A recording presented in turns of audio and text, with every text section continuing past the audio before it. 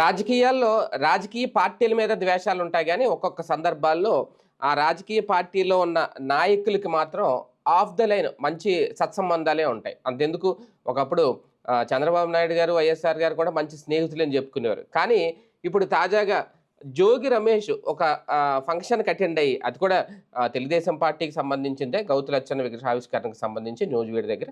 ఇప్పుడు అది ఒక పెద్ద దుమారం రేపేసింది, ఒక పెద్ద చిచ్చు. ఇక్కడ నిజంగా ఇది పార్టీలో చిచ్చా, లేదంటే తెలుగుదేశం పార్టీకి సంబంధించిన పత్రికలకో మీడియాకో నచ్చక పెట్టిన చిచ్చా తెలియదు. కానీ ఒక పక్క వాళ్ళ దగ్గర నుంచి ఆల్రెడీ వివరణ కోరారంట నారా లోకేష్ గారు. అసలు ఎందుకు ఆయన హాజరయ్యారు, ఆయన ఎందుకు పిలిచారు అనేది రెండో వెర్షన్. మరి వాళ్ళు పిలిస్తే టీడీపీ కార్యక్రమానికి ఈయన ఎలాగ వెళ్ళిపోయాడు వైసీపీకి సంబంధించిన నాయకుడిగా ఉండండి. ఈ ఫోటో పెట్టి నిన్నటి వరకు బాగా ట్రోల్ అయిపోయింది. జోగి రమేష్ జంపు, వాళ్ళ టీడీపీలోకి వెళ్ళిపోబోతున్నాడు అనేది. కొద్ది రోజులకి ఆయన సైలెంట్గా ఉండడం, మొన్న ఆయన మీద కేసులే రావడం, ఇవన్నీ వాళ్ళ కుమారుడి మీద కేసులే రావడం, వీటన్నింటి నేపథ్యంలో అసలు ఏం జరుగుతోంది? నిజంగా ఆయన ఫంక్షన్కి వెళ్ళవే చేసింది తప్ప, లేదంటే గ్రౌండ్ లెవెల్లో ఆయన వర్క్ చేసుకుంటున్నారా పార్టీ మారడానికి, ఏంటి? ఇది అంశం మీద చర్చించే ప్రయత్నం చేద్దాం. సరే, ఒక రకంగా ఈ అంశంలో ఒకే పార్టీలో లోపల ఏం జరిగిందనేది తెలియదు, కానీ మీడియాలో మాత్రం అసలు ఒక వెర్షన్, అసలు ఈ పత్రికలే జోగి రమేష్ తిట్టేస్తున్నట్టుగా అనిపించింది ఆ రెండు వార్తలు నాకు చూస్తే. అసలు జోగి రమేష్ ఎందుకు వెళ్ళినట్టు? నిజంగా వెళ్ళొచ్చా? అరకొర పరిజ్ఞానం, అర్థవంతమైన ఆలోచన లోపం, అవగాహన అన్నటువంటిది దూరం కావటం, ఇవన్నీ కలిస్తే ఇప్పుడు మీడియా దాని దరిద్రం ఇప్పుడు వెంటాడుతుంది. దానికి తోడు విద్యావంతుల మూర్ఖత్వం మరొక శాపమైంది. సోషల్ మీడియాలో ఒక పోస్ట్ పెడుతున్నారంటే చదువుకున్నోడై ఉంటాడు కదా, కనీస జ్ఞానం ఉన్నోడై ఉంటాడు కదా. కానీ ఒక విచిత్ర భావజాలానికి, ఒక ఉన్మత్త భావజాలానికి లోనవుతున్నారు. జోగి రమేష్ వెళ్ళింది తెలుగుదేశం పార్టీ కార్యక్రమానికి కాదు, అది తెలుగుదేశం పార్టీ వాళ్ళు నిర్వహించిన కార్యక్రమం కాదు, తెలుగుదేశం మీటింగ్ కానే కాదు. ఇప్పుడు మొన్న ఆయన పేరేంటి, కాపులకి సంబంధించిన మీటింగ్ జరిగిందండి. దాంట్లో తోట తిరుమూర్తులు కూడా అటెండ్ అయ్యాడు కదా. దాంట్లో అందరూ పార్టిసిపేట్ చేశారు కదా, కులాలకు అతీతంగా, ఇదే పార్టీలకు అతీతంగా కులపు మీటింగ్. అట్లాగే అదే ఇక్కడ కూడా కులందే మీటింగ్. అది ఆ సామాజిక వర్గం, గౌడ అనుకుంటా, ఆ సామాజిక వర్గం మీటింగ్. అది గౌడ సామాజిక వర్గం వాళ్ళు శిలా విగ్రహం పెట్టారు గౌతు లచ్చన్న గారు. అసలు గౌతు లచ్చన్న గారికి సంబంధించి నాకు ఒక లెక్క ఉంది. ఏంటంటే, నేను విజయవాడలో ఇంటర్మీడియట్ నేషనల్ కాలేజీలో చదివా. ఆ ఇంటర్మీడియట్ కాలేజీని పెట్టింది సర్దార్ గౌతు లచ్చన్న గారు. అంటే అక్కడ 2 కాలేజీలు ఉండే మాకు, డిగ్రీ, ఇంటర్మీడియట్. ఇంటర్మీడియట్కి Parimikayala Ramaswamy memorial national college అని ఉండేది, పిఆర్ఎస్ఎం నేషనల్ కాలేజ్. డిగ్రీకి ఎస్జిఎల్ నేషనల్ కాలేజీ ఉండేది, సర్దార్ గౌతు లచ్చన్న నేషనల్ కాలేజ్. ఆ రోజుల్లో నేను వీళ్ళ కుటుంబానికి సంబంధించిన వాళ్ళు వచ్చినప్పుడు మీటింగులు పెట్టినప్పుడు కూడా చూసిన వాళ్ళం మేము. అంటే ఆ కులపరమైనటువంటి అభ్యున్నతి ఆయన చూశాడు ఆ రోజున. ఒక్క కులంకి చూడాలి ఆయన, టోటల్ బీసీ సామాజిక వర్గ అభ్యున్నతి కోసం పనిచేసిన వ్యక్తి ఆయన. ఏంటంటే ఆ రోజుల్లోనే పిలిపించింది, ఒక బీసీలు ఎదగాలన్నా, ఎస్సీలు ఎదగాలన్నా, ఎస్టీలు ఎదగాలన్నా పార్టీలకు అతీతంగా మన కులపోడైతే వాళ్ళకు ఓటేద్దాం. అంటే మన కులం అని కాదు, ఎస్సీ అయితే ఎస్సీలు అందరం ఓటేద్దాం, బీసీ మైనార్టీలు కూడా ఓట్లేద్దాం, బీసీ ఎస్టీ మైనార్టీలు కూడా. ఇట్లాగ బీసీ ఎస్సీ ఎస్టీలు ప్రజాప్రతినిధులుగా ఎదగాలంటే మన ఈ 4 వర్గాల్లో ఎవరైనా సరే, బీసీ అయినా, ఎస్సీ అయినా, ఎస్టీ అయినా, మైనార్టీ అయినా, ఈ నలుగురిలో ఎవరున్నా సరే వాళ్ళని ఎంపిక చేసుకోవాలి. అదే ఒక నియోజకవర్గంలో 2 బీసీలు ఇట్లా పోటీలు పడకుండా మనం చూసుకుంటే బాగుంటుంది. ఇది ఆయన. ఎందుకంటే రిజర్వేషన్లో ఎస్సీలకు ఉన్నాయి, ఎస్టీలకు ఉన్నాయి, మైనార్టీలకు ఉండదు, బీసీలకు ఉండదు. కాబట్టి బీసీల కోసం ప్రత్యేకించి ఆయన తప్పించాడు. బీసీలకు సంబంధించిన ఒక కులం, అంటే బీసీలకి రిజర్వేషన్ లేదు కాబట్టి ఎక్కడో ఒక చోట దొరుకుతుంది సీటు.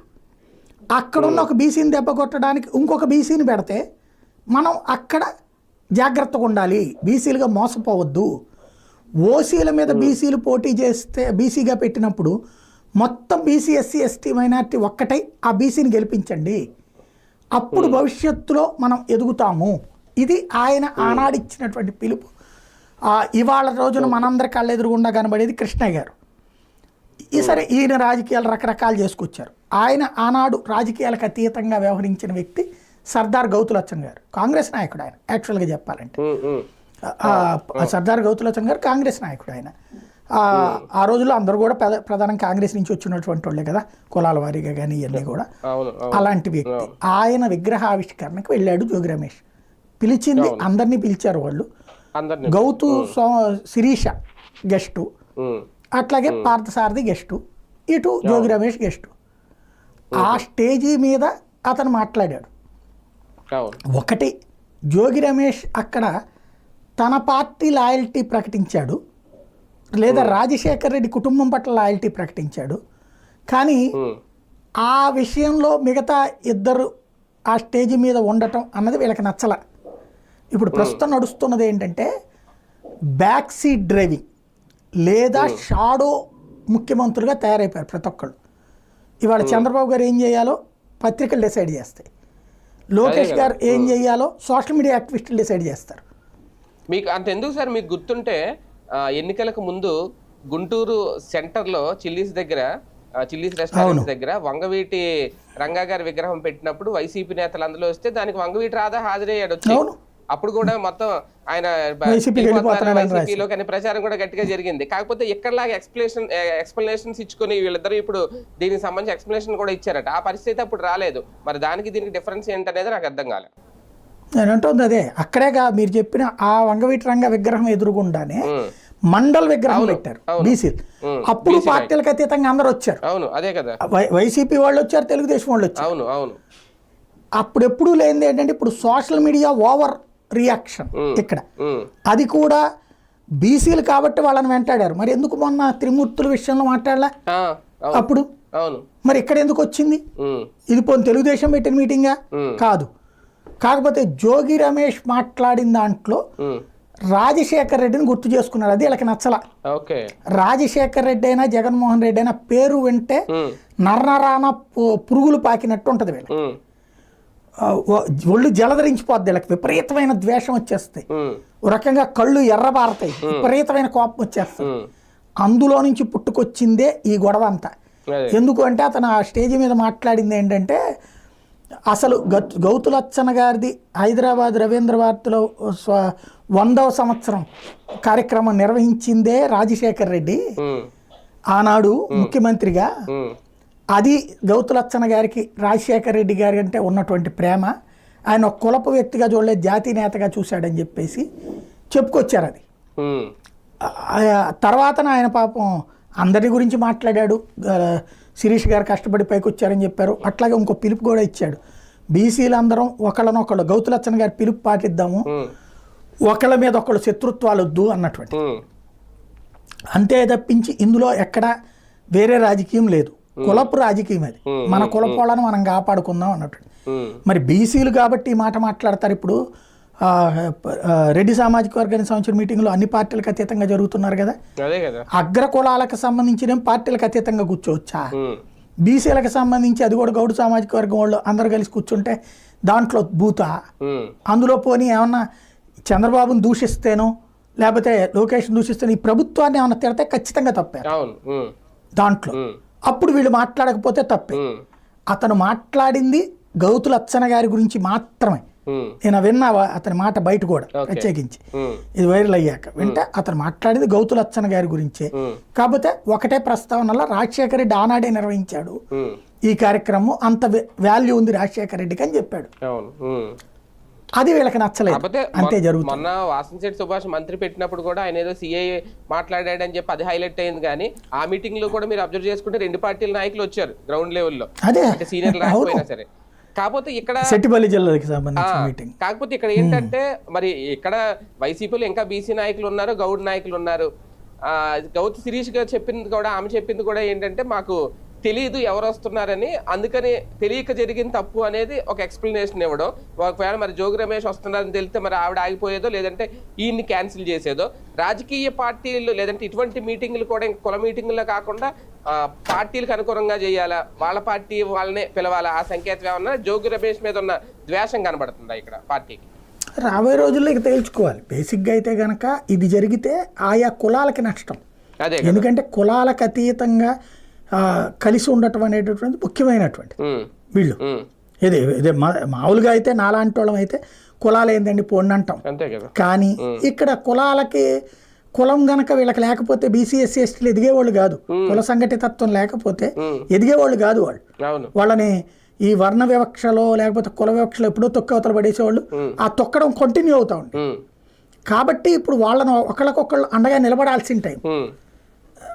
దాంట్లో ఇప్పుడు ఎక్కడన్నా నేననేది ఏంటంటే ఈ మీటింగ్లో ఒకటి తెలుగుదేశం పెడితే ఇతను వెళ్తే తప్పు, అది జరగల.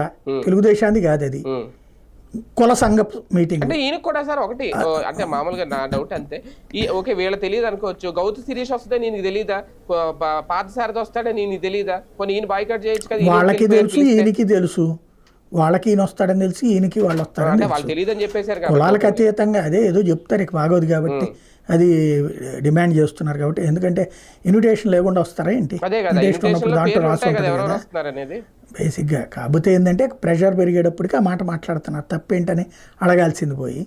అవును, ఆయన గౌతు లచ్చన్న గారి గురించి మాట్లాడింది. ఏమన్నా రాజకీయాలకే ఏదైనా మాట్లాడితే మేము తప్పు పడతాము, ఎందులో పూసుకు తిరిగేదేందో రాసుకు తిరిగేదేందో.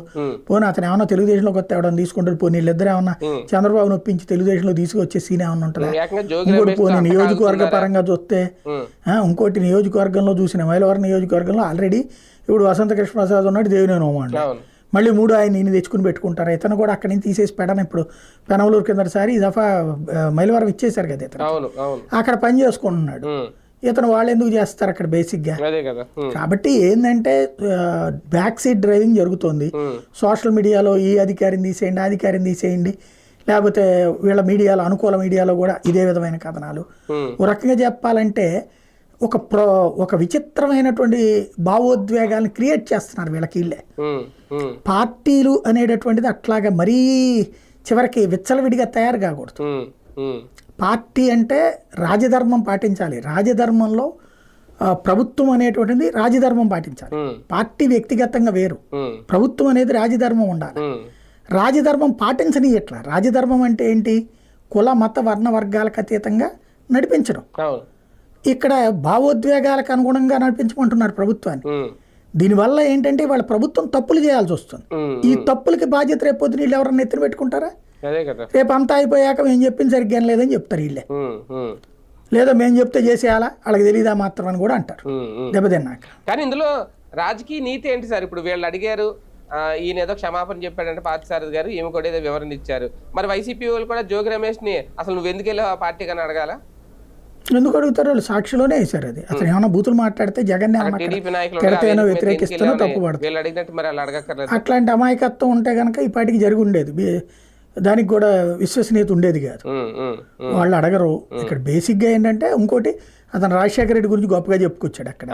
ఇంకెందుకు అడుగుతారు? అట్టట చెబుతారు రాజశేఖర రెడ్డి గురించి తప్పు చెప్పంటారా ప్రాక్టికల్గా? కాబట్టి ఇక్కడ ఏంటంటే అనవసరమైన లిటిగేషన్ క్రియేట్ చేశారు. కాబట్టి బీసీ నాయకులు అనినే కాదు, అన్ని కులాలు లేదు. ఇకపైన ఏంటంటే వేరే ఒక కులపు మీటింగ్లో వేరే పార్టీ వాడిని పిలవకుండా ఉండం. ఇప్పుడు అది ఒక్క కమ్మ సామాజిక వర్గంలో ఉంది ఆ ఇష్యూ. వేరే పార్టీ వాళ్ళని యాక్సెప్ట్ చేయరు, వాళ్ళు ఒక్క తెలుగుదేశం వాళ్ళనే రాణిస్తారు. అట్లాంటి పరిస్థితి ఇక రాబోయే రోజులు అన్ని కులాల్లో ఉండాలని కోరుకుంటున్నారు. భవిష్యత్తులో జోగి రమేష్ ని టీడీపీ యాక్సెప్ట్ చేయదు, తీసుకోదని క్లారిటీ కూడా వచ్చేసినట్టేనేమో దీంతో. అతను పోవడానికి ఏం సిద్ధంగా లేడండి నాకు తెలిసి. అదేలే, అంటే ముందు అదే వచ్చింది సార్ అసలు సోషల్ మీడియాలో, దీనికంటే ముందు ఆ ఫోటో పెట్టి ఏముందండి వాళ్ళ తమ్నైల్ పెట్టి కూడా జర్నలిస్టా కాదా తెలిస్తే మనకి. ఎవడు కాడు యూట్యూబ్ ఛానల్ ఉంది, పెట్టేసుకోవచ్చు, ఏమైనా మాట్లాడుకోవచ్చు, సమాజం ఏమనుకుంటుంది ఇదేం కాదు. మనకు కొంతమంది లైకులు కొడతారు, కొంతమంది చూస్తున్నారు చాలు. మనకు ప్రింట్ మీడియా చచ్చింది, ఎలక్ట్రానిక్ మీడియా చచ్చింది, ఇప్పుడు సోషల్ మీడియా కూడా చస్తుంది, అంత మించేం లేదు. అదే కదా, రైట్. చూద్దాం. మొత్తానికి మాజీ మంత్రి జోగి రమేష్ అయితే ప్రస్తుతం ఇక్కడ టీడీపీలోనిటు చిచ్చిరాజేసినట్టు అయింది.